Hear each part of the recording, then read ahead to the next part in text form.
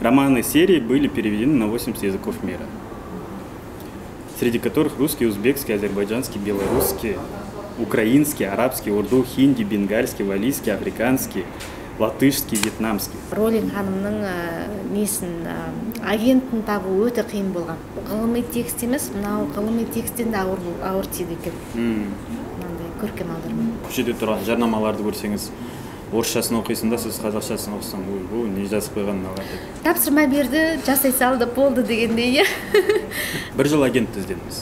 Бір жыл агент іздедім. Агенттен кейін қанша уақыт сізді? Бір жыл.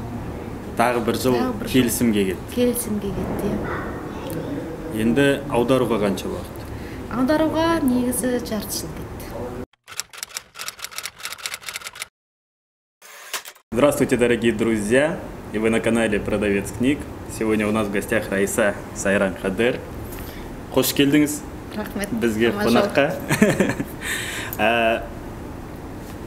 Біздің ортада, әдеби ортада сіз жаңа адамсыз деуге болады. Иә. Өзіңіз жайлы айтып кетсеңіз қысқаша. Мен баспагермін, Steppenwolf баспасының негізін қалаушысымын. Осы баспаны бастағалы 3 жыл болды. Өзім болғанда Монғолиядан келдім. Бірақ өмірімнің сол негізі 70%-ын сол шетелде өткіздім.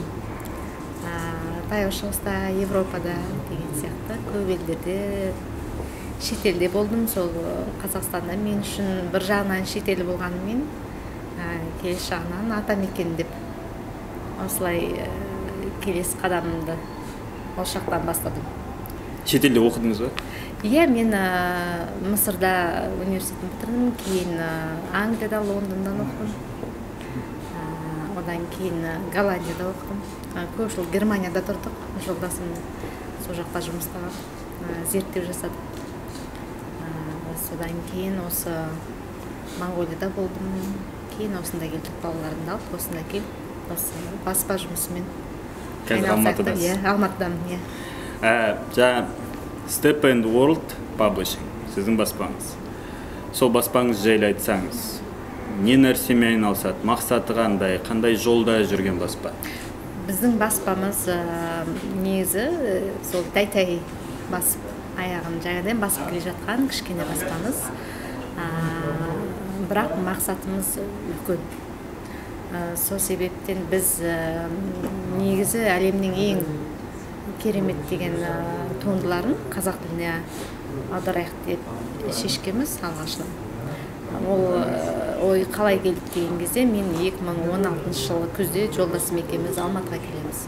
Содан жолдасымыз екеуміз келіп, театрдарды көріп, музейге барып, қаланың ішін аралап, туысқандарды көріп, достарымызбен кезігіп, қайтатын болып, балаларыма, достарыма, туысқандарыма кітап алайын деген. Қазақ тілінде? Қазақ тілінде.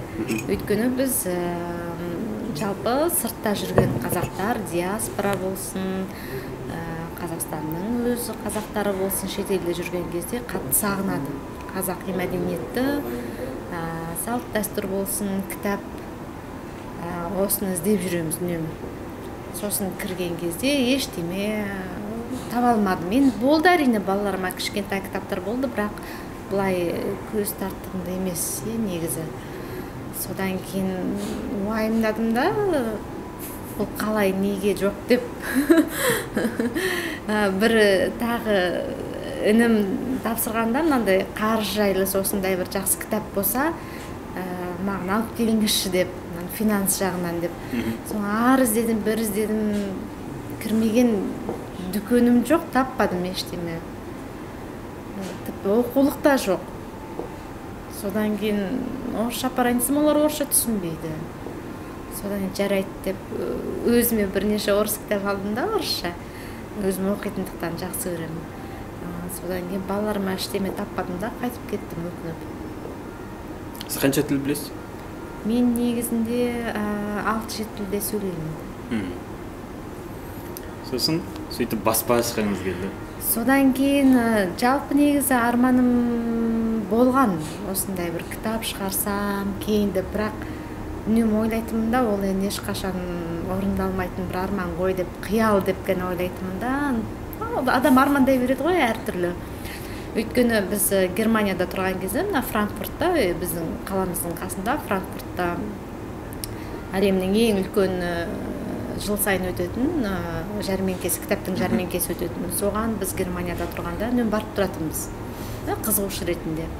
Содан кейін қарап, тамсанып, әлемнің барлық жерінен, түкпір-түкпірінен баспалар келеді, қаншама жаңа кітаптар таныстырылып жатады, авторлармен кездесу өтеді деген сияқты. Солардың бәрін көріп, не деген керемет деп, тағы қиялдап, осыған жетпейміз ғой біз деп,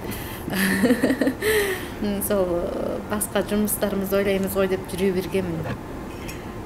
Сосын Алматыдан кейін ой туды да, былай қаншама жыл енді, 20 неше жыл осындай кітаптар мүмкін шықты ма, шықпады ма, мен білмеймін. Мүмкін шыққан да шығар. Шықпады деп мен айтсам тағы теріс болып кетеді ма, иә? Дегенмен кітаптың, қазақша шыққан кітаптың саны аз екен белгілі болды. Содан кейін ойладым да, енді біреуге ренжіп, жалынып, өкімет неге істемеді деп, кто-то должен делать деп айтады ғой. Содан кейін шештім да, мен жасайын дедім. Өзім жасайын, өзім ұнатып тұрмын деп, осындай бір кішкентай жобаны бастадым. Қазіргі таңда сіздің баспаңыз қанша кітап аударып шықты? Қанша кітап шығарды жалпы?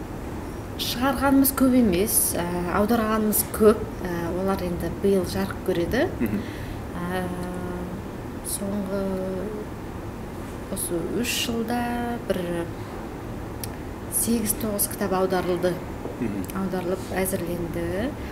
Баспаға шыққаны сол 5 кітап, 60 кітабымыз осы Роулингнің Harry Potter кітабы. Алғашқы сериясы, Пәлсапа тасы шықты. Груффало болды? Груффало, алғашқы шыққанымыз Ақын қоян болатын, Джулия Дональдсонның. Джулия Дональдсон деген былай Англияның ең керемет балалар әдебиетінің жазушысы. Оны қазір заманауи Шекспир деп айтады. Ол кісінің сол Ақын қоян деген кішкентай ертегі дейміз ба, өлеңі дейміз ба, соны шығардық. Оны керемет болып аударған біздің Ғалым Боқаш ағамыз. Енді ол кісінің тілі мысалы ағылшыншасы мүмкін 100% болса, қазақшасы ол кісінің 500%. Сондықтан ол туынды керемет шыққан шынымен де. Сол алғашқы кітабымыз Ақын қоян болып шыққан. Келесі кітабымыз Анна Франктың күнделігі. Оны қазақшаға өте әдемі, тамаша болдырып, Шынары Әбілда замандасым аударды. Кейін Груффало деген кітабымыз шықты, тағы Джулия Дональдсонның. Ол енді Европаға барсаңыз, мысалы, Груффалоны білмейтін адам жоқ. Ана Англияның премьер-министрінің, бір премьер-министрдің соны тоже Груффало деп айтатын болған ба, сондай бір денесі бар ғой? Салыстырып, ұқсайды деп. Биыл сол 20 жылдығы болды, соған арнайы күміс тиын шығарды, фунт стерлинг. Сондай специально, сондай жоғары дәрежеде бағалаған сондай балалардың кітабы. Енді өлең деп айтуға да болады да, жыр деп айтар екенбіз негізі. Соны да Ғалым Боқаш ағамыз аударған, тамаша аударылған негізінде. Оны оқыған кезде кәдімгі өзіңіз қуанасыз. Қазір алып келмеппін да, қасымда. Бәріне келу керек еді. Дұрыс еді негізі. Содан кейін Қомағай жұлдыз құрт деген, The Very Hungry Caterpillar деген Эрик Карлдың осындай кішкентай әңгімесі бар. Ол иллюстрациялық әңгіме. Бордбук дейді, мынандай қатты мұқабада балаларға арналған, кішкентай бір 3-4 жасқа дейінгі балаларға арналған. Өте әдемі. Сондай кітапты шығардық. Байқап отырсаңыз, кітабымыздың көп балаларға арналған. Бірақ дневник Анны Франк балаларға емес шығар? Балаларға ғой, ол енді жас өспірімдерге ғой. Енді сол заманда 12-тен жоғарғы жастағы балаларға арналған енді осы жақта бір 8-ші сыныптан бастап оқыса негізі болады. Оны үлкен адамдар да оқи береді. Иә, үлкендер оқиды, көбіне мен байқағаным. Иә, үлкендер оқиды, балалар оқыса жақсы негізі. Өйткені тілі жеңіл өте жазылған. Біздің мақсатымыз болғанда сол балаларға, балалар әдебиетіне сол 50%-ымызды бөліп, сол баспамыздың шығатын. Қалғаны сол 30% үлкендерге, ішінде сол не бар, мотивациялық кітаптар, өз-өзіне көмектесетін не сондай оқулықтар деген сияқты, educational дейді. Содан кейінгі 20%-ын сол көркем әдебиетке бөлейік деп отырмыз. Жалпы әлемдік әдебиеттерді аударғанда қандай қиындықтар туындайды? Лицензия, аудару, жалпы шығару деген нәрселер. Қандай этаптардан және қандай қиындықтардан өттіңіз? Менің ойымша мынаның бәрін қиындық деп атамаймын.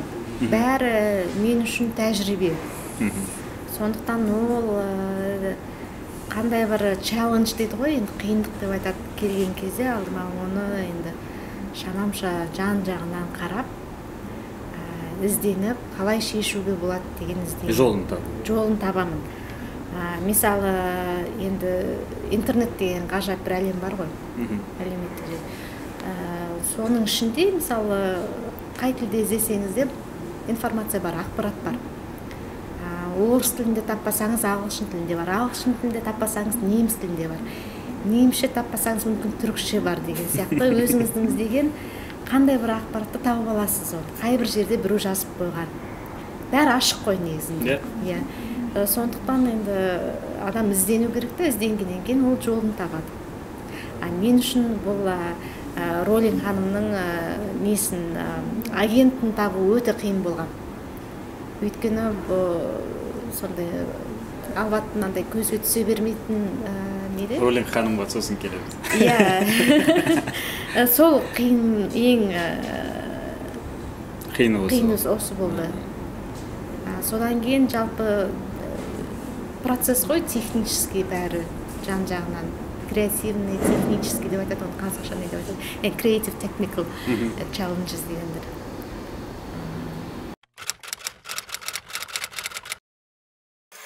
Біз манадан бері челлендж деп жатыр. Бұрында, осы 4-5 жыл бұрын бір популярный челлендж болды. Бин Бузлет челлендж деген. Бұна Джелли Бейли конфеталары. Бұл жерде білесіз, бірдей түсте әртүрлі дәмдер түсі мүмкін. Либо жақсы, либо жаман. Сол еще Гарри Поттердің желе деп айтады ғой. Біз ең шағын түрін таңдадық. Қазір ашайық.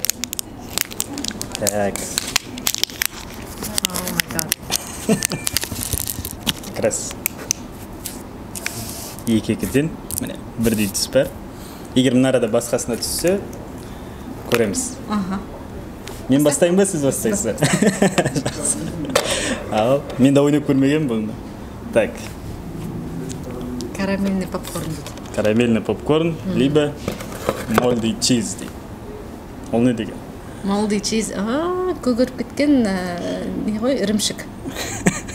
Так, түсі бойынша мынау болу керек қой, да? Осы ма? Или бізде ондай жоқ па? Бізде ондай жоқ сияқты. Да? Так, нүру сияқты, мынау. Осы ма? Ол мынау емес па? Так, онда мынау ғой негізі. Анда осыны көрек ал. Бісміллә.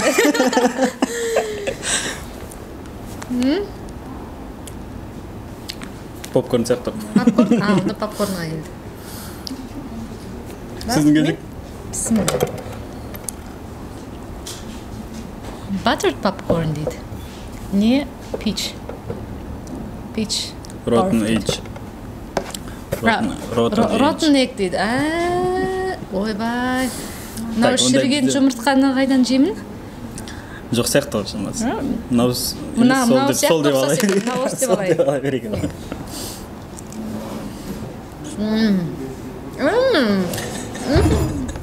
Ой! Мынау не? Неге ұқсайды дәмі? Судан іште бересіз. Алып келесі. Не нәрсе? Бұл кәдімгі құмта дейді екен. Мен қазір қысқаша бір справка келтірейін дедім. 2011 жылы Ақпарат және қоғамдық байланыс министрлігі өздерінің сайттарында дауыс беру ұйымдастырған. Шетелдік авторлардың балаларға арналған қандай кітаптарын қазақ тіліне аударып өтейді. Сол кезде Гарри Поттер бірінші орын. Солай ма? Иә, сол кезде министрлік осыны аударамыз деп шешкен. Гарри Поттер. 2013 жылы Азбука Атикус деген баспана бар, ол российский баспана. Ресейлік өзінің эксклюзивті правалары бар. Гарри Поттерді орыс тілінде аударылған. Соған меломан обращать етіп,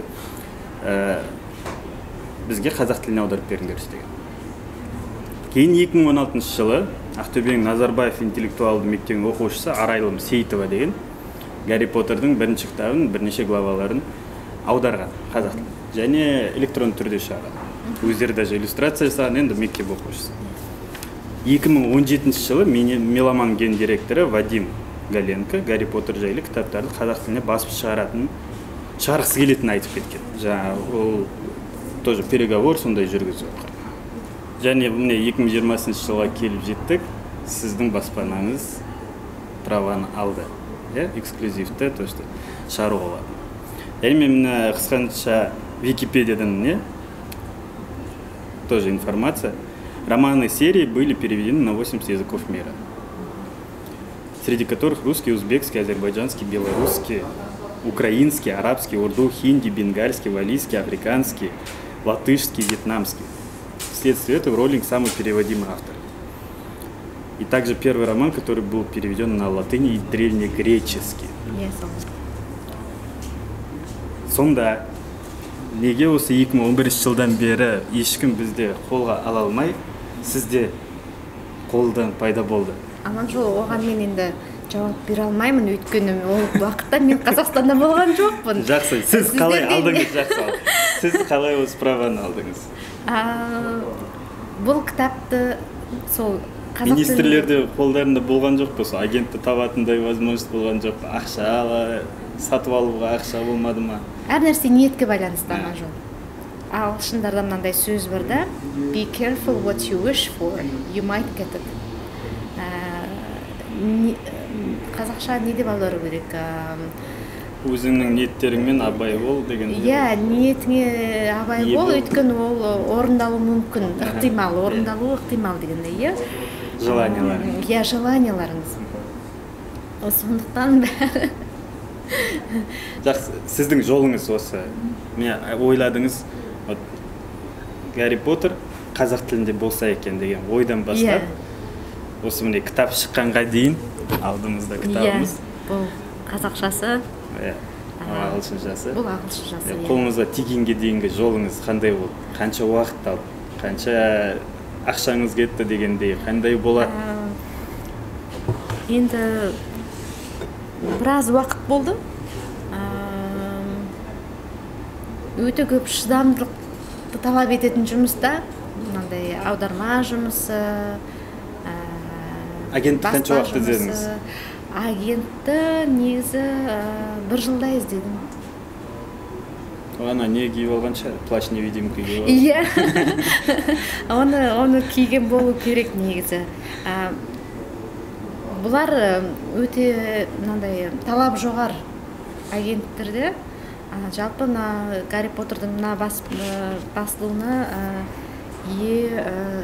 осының жауапты баспа болғанда Блумсбери баспасы, Англияның ең үлкен баспаларының бірі. Бірақ права вроде Роулингтің өзіне береді. Өзінде ғой, өзінен сатып аласың. өзі шешім береді. Бірақ ол баспадан ары қарай өзінің тікелей агентіне жету дегені ол оңай емес жол болды. Ол үшін қайта-қайта өзімді дәлелдеуім керек болды. Осындай басқа қандай кітап шығардым, өзім не адаммын жалпы, жасай аламыз ба? Бұрынғы аудармаларымыз қалай болды? Оларға, мысалы, адамдардың айту қалай болды? Отзыв дейді ғой, мысалы, рецензиялар деген сияқты. Солар қалай болды? Бәрін тексереді. содан кейін барып уже рұқсатын береді. Бір жыл агент іздедіңіз. Бір жыл агент іздедім. Агенттен кейін қанша уақыт сізді? Бір жыл. Тағы бір жыл келісімге кетті. Келісімге кетті. Енді аударуға қанша уақыт? Аударуға негізі жарты жыл кетті. Өйткені бұл бірінші кітапты аудару. Иә. Біз үшін ол бұл көркем туындың, одан кейін креативный процесс қой, не деп айтады креативный деген? Дәл солай айта бересіз. Иә. Сондықтан ғылыми текст емес, мынау ғылыми тексттен де ауыр тиді екен. Мынандай көркем аударма. Сондықтан шамамызша жылдам аудардық. Бірақ осыдан жылдам аударсақ, онда менің ойымша сапасы төмендеп кетеді деп ойлаймын аударманың. Жалпы сіз аудармамен айналысып жатырсыз. Аударма школасы бізде қалай? Мектебі, аударма мектебі бар ма Қазақстанда? Бар. Әлде все-таки бір лингвисттер әр жерде өзінің тілдерін, сөздерін шығарып алып отырғандар ма? Жоқ, аударма мектебі бар, бұрыннан да бар болған. Жақсы кәсіби аудармашылар бар. Просто білесіз ғой, мысалы көшеде тұрған жарнамаларды көрсеңіз, орысшасын оқисың да, сіз қазақшасын оқысаң, ой, не жазып қойған мыналар деп. Ол енді тікелей калькада қазақ тіліне аударған, оны бәріміз көріп, бір жағынан не күлеріңді, не жыларыңды білмейсің. Сондай. Ол нәрсе даже стандарттарда да, государственный, мемлекеттік стандарттарда да сондай нәрселер көп. Қалай болса солай. Енді ол менің ойымша жақсы тексерілмей, былай өздерімен жасай берген сияқты да. Тапсырма берді, жасай салды, болды дегендей. Оны тексеріп жатқан ешкім жоқ, бірақ дегенмен өкінішті. Мен байқаған, бірақ соңғы уақытта жақсарып келеді. Мысалы, уже рекламалар жасарып келеді, әрине ішінде сондай моменттер бар шығар, дегенмен прогресс жүріп келеді. Соған енді оптимистично қараймын. Келешекте жақсы болатын шығар деп. Осыдан кейін балаларды кітапты, жақсы сапалы кітап оқи бастаса, тілдерде жақсарады, содан кейін уже кейін сапалы жаза бастайды. Дұрыс, қатесіз дегендей. Әлеуметтік жүйелерде, Инстаграм, сіздің страницаларыңызда сіз қалай кітапты шығарамыз деп, обложкасын шығарғаннан бастап, кәдімгідей аудитория жарылды деуге болады, енді взрыв болып жатыр. Кәдімгідей екі неге бөлінді. Біреулер айтады, Харри Поттер деген дұрыс дейді, біреулер жоқ, Гарри Поттер неге өзгерттіңіз дейді. Біреулер айтады, қазақ тілінде х-дан кейін әрпі болмайды, неге роллингті роллинг деп жаздыңдар деген көп кәдімгідей страшно түсіндіре алмай жатыр, бір-біріне жеткізе алмай жатыр, сіздер де жеткізе алмай жатырсыздар. Бұл сіздің ойыңыз қалай, неге Харри Поттер болды сөйтіп? Әмен. Жалпы қазақ тілінің өзінің ережелері бар да. Ол ережелері енді қандай әр жерде де тілдің өзінің мынандай өзгеріп innovation жүреді ғой. Заман өзгергенімен сол сияқты тілдің өзінің де бір ережелері чуть-чуть сәл-сәл өзгеріп тұруға тиісті. Мысалы, адаптация дейді ғой. Сол сияқты біз болғанда, Харри болғанда, тура транслитерация дейді ғой, соған сүйеніп жаздық. Тікелей ағылшыншаға жақынырақ болсын деп. Өйткені аударма тікелей ағылшын тілінен аударылған. Онда Поттер деген сөзде соңында р болмау керек қой. Поттер келеді ғой, р келеді. Жоқ, енді ағылшынша айтқан кезде Поттер деп расын айтпай айтады ғой. Енді үйтіп келген кезде тағы келмейді. Мысалы, Шотландияға барсаңыз р естіледі. Шотландский акцент вообще сложно. Ұлыбританский акцент деген кезде оның ішінде мысалы қаншама акценттер бар, өзіңіз барсаңыз, байқасаңыз, мысалы Глазгода адамдар қалай сөйлейді, Лондонда қалай сөйлейді, мысалы неге Ирландияға барсаңыз, мүлдем Северный Ирландияға барсаңыз, мүлдем түсінбейсіз олардың сөздерін. Сол сияқты олардың ішінде де сондай pronunciation-дері мынандай нақты емес. Енді бір өзінің нақты несі бар да, ол енді Лондонның ішіндегі классический английский деген, классикалық ағылшын. Сондай бар. Сондықтан біз соған сүйеніп негізінде оқылатын қалай жақындатып кетті. ағылшынша жақынырақ болдырып сол аудардық. Бізде все-таки жаңа Гарри деп кеттік қой енді. Біздер жаңа орыс тілінен келгесін все-таки бірінші очередь.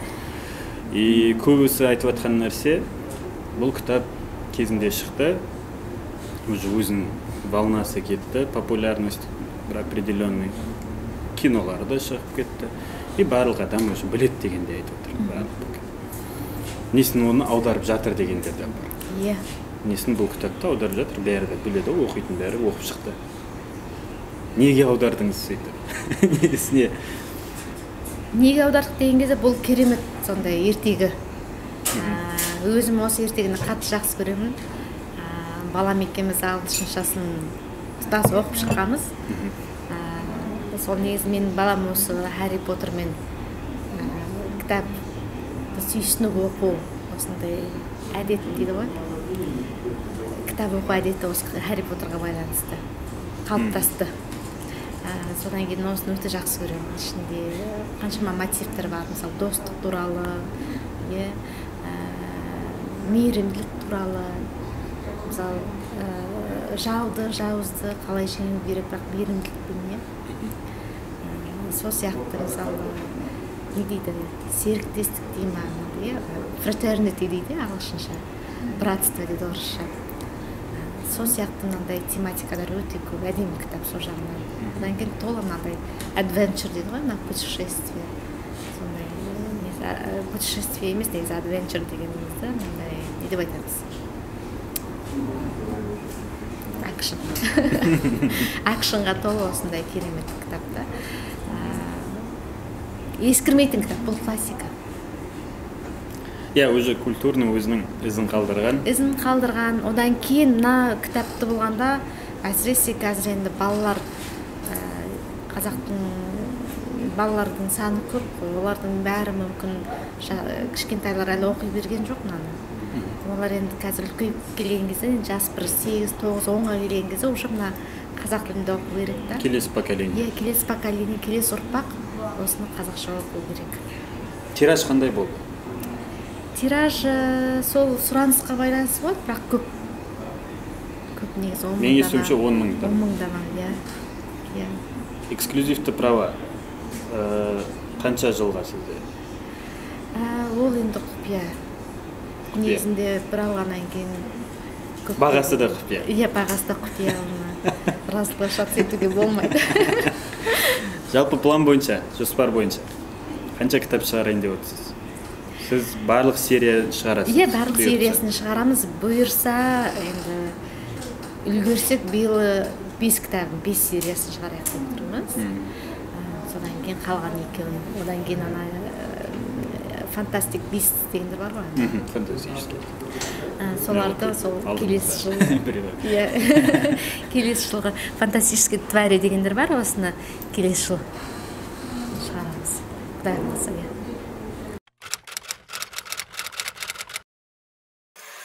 Так, дальше көрейік. Оны аққа. Spoiled milk дейді. Бұзылған сүт қой. Либо кокосовый дейді ма? Кокос ба? Coconut. Dead fish дейді. Тоже coconut. Coconut дейді. Не coconut, не бұзылған сүт. Не мына жерде құлпынай. Сау бол болайын деп. Не өлі балық дейді.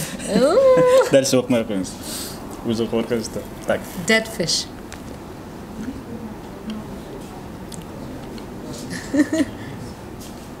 Қалай екен? Жеуге жарай ма екен? Жарамай ма?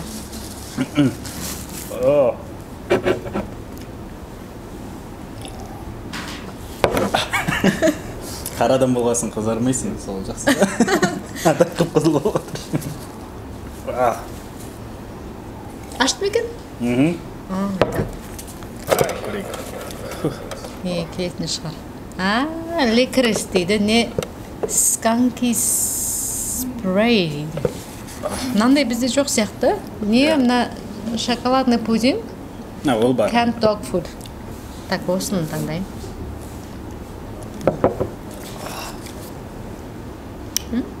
Пойдет? Не, ол шоколадный ма?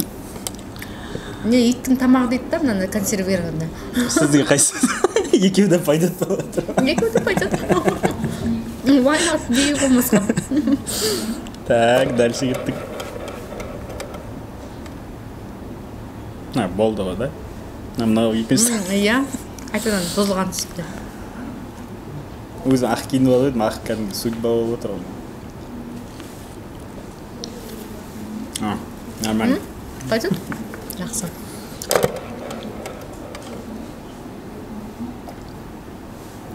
Лайм. Lime дейді. Lawn clippings дейді. Шөптің...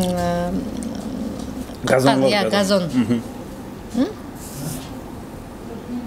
Газон да жақсы. Шөп қой? Шөп па? Ешкі болып. Ешкі сияқты. Ауылға алып қайтқаны. Шынымен де сондай екен. О, май гад. Жоқ, жеуге болады екен. Ауылға барып қайтқандай боласыз. Ауыл жақсы ғой. Ал, енді екеуі қалды. Такс. Шынымен де шөп сияқты мынандай фреш. Так, арты жоқ, тоже түспеді. Бұлдай да жоқ. Жақсы, мынаны таңдай салайын. Мынау не? Давай. Мынау сол өлі балық қой. Клубника, либо... Ах, жоқ. Балық жеуге жылайын жоқшы. Ал енді, давай. Сізге соңғы сағат енді екеуі. Ал, бастайық. Cheers.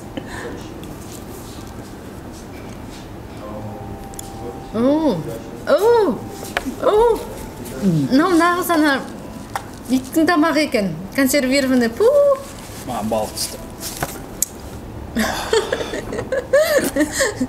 Бүгін күніміз осындай. Бүгін қайта завтрак ішпей едім, жақсы болды негізі. Әйтпесе мына жаман болатын еді. Сәттілік тілеймін, енді себебі үлкен жұмыс, үлкен іс және бұндай әлемдік әдебиеттер бізде болу керек қазақ тілінде. Менің түсінігім бойынша, менің білуім бойынша. Қазір көрген бойынша рухани жаңғыру бағдарламасымен 100 әлемдік кітапты қазақ тіліне аударып жатыр.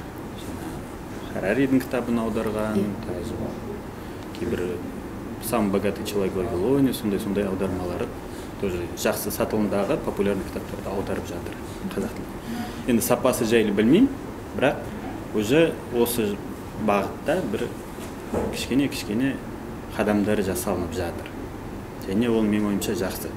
Конечно, біздің әдебиетте де ішінде қазақ әдебиетінде қазақ авторларында шыққаны жақсы ғой. Бірақ олардың направлениесі қазір мен көруім бойынша көбіне келін, ене, сондай бір жергілікті оқиғалар. Жергілікті нәрселер, ол әлемге шашырамайтын нәрселер, сондайлар шығып жатыр. Бірақ хотя бы сондай қозғалыстар бар дегенге қуаныштымын. Сізге сәттілік тілеймін. Бұйыртса бәрі өйтіп, как горячие пирожки дегендей сатылып өтіп кетсін. Барлық түпкір Қазақстанның бұрыш-бұрыштарына жетіп, біреулердің комментарийлар болды. Бізде қазақша оқитындар тек ауылдағылар. Ауылда олар кітап оқымаған, кітап білмейді дегендей, сондай адамдарда көп бізде. Жаман ішім күйдіретін нәрсе. Сәттілік деймін сізге. Рахмет. Рахмет, аман жол. Рахмет.